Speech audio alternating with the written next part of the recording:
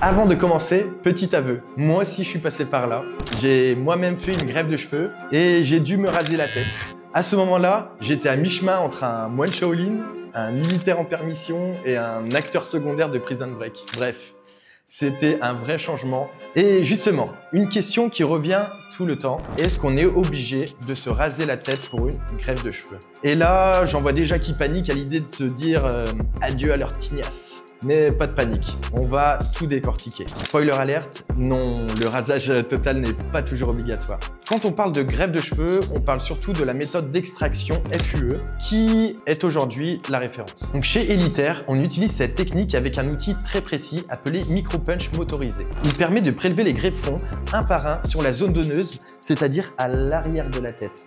Pour que ce prélèvement se fasse dans les meilleures conditions, il faut voir la zone. Pas de magie ici, même avec la meilleure technologie, si les cheveux cachent le cuir chevelu, on ne peut pas travailler proprement. C'est pourquoi le rasage de la zone donneuse est nécessaire dans la majorité des cas. Est-ce que c'est différent pour les femmes? C'est une très bonne question. C'est souvent un peu différent. La plupart des femmes viennent pour corriger des zones localisées, par exemple la ligne frontale.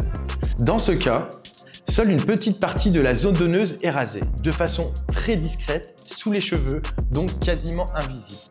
Certaines patientes choisissent malgré tout de tout raser. Pourquoi? Pour mieux visualiser la repousse ou tout simplement par choix. Chez les hommes, notamment ceux avec une calvitie avancée, on recommande souvent un rasage complet. Parce qu'après la greffe, il y a ce qu'on appelle la phase de shading. Les cheveux transplantés tombent temporairement avant de repousser. Et avoir une coupe uniforme permet de mieux gérer cette transition et d'obtenir un rendu plus harmonieux dès les premières semaines. Mais si vous préférez garder une partie de vos cheveux, parlez-en pendant la consultation préopératoire. Si le nombre de greffons à transplanter est faible, c'est parfois envisageable. Donc le rasage, c'est une étape, pas une fin en soi. Souvent le rasage est le moment où le projet devient réel. On se voit dans le miroir, on réalise que le changement a commencé. Et honnêtement, c'est aussi une belle manière de marquer le début de quelque chose de nouveau. Une nouvelle chevelure, une nouvelle confiance. Et si, comme moi, vous voulez retrouver un jour avec une photo de vous le crâne rasé, eh bien gardez-la précieusement. C'est le avant qui rend le après encore plus satisfaisant. Vous voulez en savoir plus? N'hésitez pas à aller voir notre article à ce sujet sur notre blog en cliquant sur le lien dans la description.